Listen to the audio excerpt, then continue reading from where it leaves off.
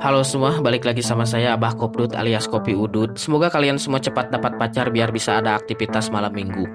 Dunia memanglah sangat luar biasa, beragam sifat manusia yang berbeda-beda. Begitupun dengan alam yang berbeda-beda, ada panas, ada hujan, dan ada dingin seperti hati.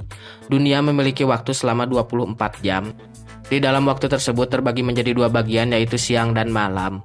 Siang sangatlah cerah karena ada matahari dan malam gelap karena matahari tertutup oleh bulan. Jika berbicara siang dan malam identik dengan sebuah cahaya dan kegelapan, maka atas hal tersebut kita semua pasti akan mengingat dua orang luar biasa dan edan, yaitu Kurohige dan Kizaru. Siang tidak akan lepas dari malam, kemudian terang atau cahaya tidak akan lepas dari kegelapan. Dan pembahasan kali ini, bagaimana Kizaru si manusia cahaya jika bertarung atau berhadapan satu lawan satu melawan anak durhaka jahanam penghuni kerak neraka, yaitu Kurohige. Sebelum kita dapat menyimpulkan hal tersebut, kita harus memperhatikan beberapa poin. Kita mulai dari Kurohige. Semua sudah tahu bahwa si pedut Kurohige adalah pemakan gura-gura nomi dan yami-yami nomi. Gura-gura adalah salah satu buah iblis para mesia terkuat. Namun saya tidak akan membahas buah warisan si Abah, tapi saya akan membahas yami-yami nomi. Kita semua sudah tahu atau melihat perjalanan Kurohige untuk mendapatkan yami-yami.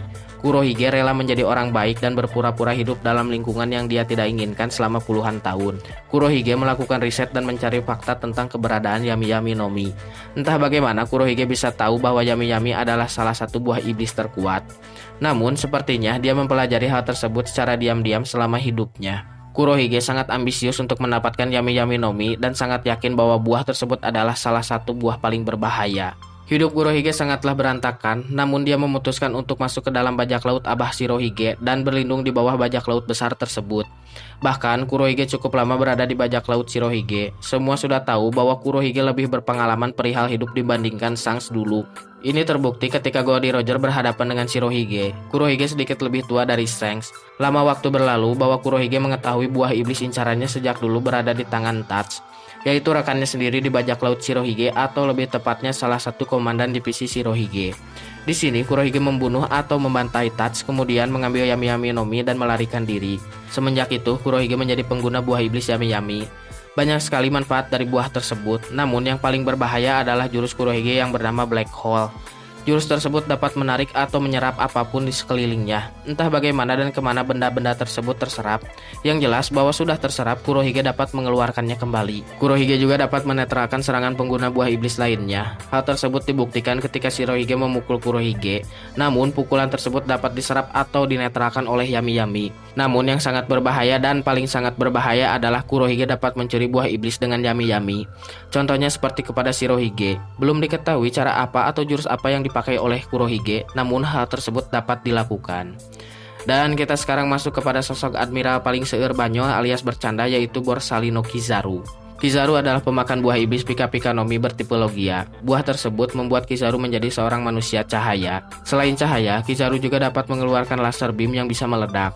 Kizaru adalah salah satu master pengguna buah iblis. Semua sudah tahu bahwa Kizaru sangatlah mahir melakukan jurus-jurus atau mengoptimalkan potensi dari Pika-Pika Nomi. Kizaru juga mampu melakukan pergerakan super cepat layaknya cahaya. Kecepatan tersebut sangatlah luar biasa karena kecepatan cahaya adalah nomor satu di dunia. Tidak ada yang lebih cepat dari cahaya. Kemudian Kizaru juga dapat mengeluarkan atau membentuk sebuah cahaya menjadi pedang untuk bertarung. Itu semua dibuktikan ketika Kizaru berhadapan dengan sosok Rayleigh. Pedang tersebut bukanlah pedang yang sesungguhnya, melainkan Kizaru memadatkan partikel cahaya yang dibentuk menjadi sebuah benda. Kekuatan Pika-Pika sangatlah berbahaya, namun selain berbahaya, Pika-Pika juga adalah salah satu buah iblis yang cukup merepotkan ketika dihadapi. Karena bertipe Logia, dipotong atau terkena ledakan pun atau ditusuk pedang pun tidak dapat melukainya. Namun dalam artian, serangan pedang tersebut tidak menggunakan haki tingkat tinggi, karena haki dapat menetralkan buah iblis. Kizaru juga dapat berpindah kemana saja dengan sesuka hati dengan cepat. Setelah melihat beberapa poin tersebut, kita semua akan sangat sulit menyimpulkan siapakah pemenangnya. Namun jika kalian bertanya, menurut saya siapa yang akan menang, saya akan menjawab Kizaru akan lebih unggul dibandingkan Kurohige. Mengapa demikian? Saya memiliki opini bahwa Kizaru sangatlah berpengalaman dan lebih mahir dalam mengeluarkan potensi buah iblisnya. Selain itu, kelemahan dari Kurohige adalah serangan fisik. Memang jika ditendang oleh Kizaru tidak akan berefek kepada Kurohige. Namun jika Kizaru dapat berpindah-pindah tempat sesuka hati dan menembakkan lasernya dari jarak jauh, Kurohige akan sangat kesulitan. Kita semua sudah tahu bahwa yami-yami tidak bisa menghindari serangan fisik.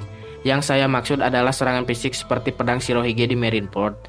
Teach adalah pengguna buah iblis Logia, namun ketika ditebas oleh Shirohige, Teach tidak dapat menghindarinya. Tidak diketahui bahwa Shirohige menggunakan haki atau tidak. Dan yang membuat saya heran ketika Teach berhadapan dengan Ace, Kurohige dapat terbakar oleh serangan Ace. Seharusnya Kurohige dapat menghindari serangannya dan menembus serangan tersebut karena Yami-Yami bertipe Logia. Maka atas hal tersebut saya yakin jika 1 lawan 1 berhadapan dengan Kizaru, maka Kizaru akan lebih unggul. Untuk mengalahkan Kurohige, Kizaru harus menyerang dari jarak jauh karena Kizaru bisa berpindah tempat dengan cepat sesuka hati. Kemudian terus-menerus menembakkan laser beamnya kepada Kurohige. Maka atas hal tersebut Kurohige akan sangat sulit menghindar. Dan jika menghindar atau kabur akan sia-sia karena Kizaru dapat mengejarnya dengan kecepatannya. Dan Kizaru juga bisa menebas Kurohige dengan pedangnya layaknya beradu pedang dengan Rayleigh. Menggunakan kecepatan lalu dikombinasikan dengan sebuah pedang akan sangat berbahaya. Kurohige akan babak belur dan bisa saja tertebas oleh pedang tersebut.